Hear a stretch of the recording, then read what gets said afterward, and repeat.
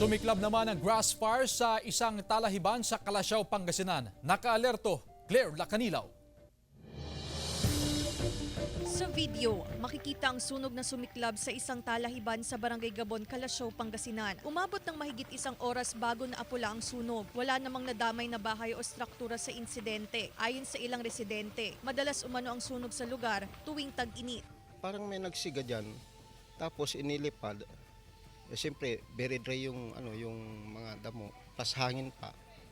Kaya lumaki yung sunog. Siyam na barangay ang binabantayan ng BFP na madalas makapagtala ng insidente ng grass fire ngayong tag-init. Kabilang ang barangay San Miguel, Banlag, Gabon, Mancup, Malabago, Nagsaing, San Vicente, Lasip at Nalshan.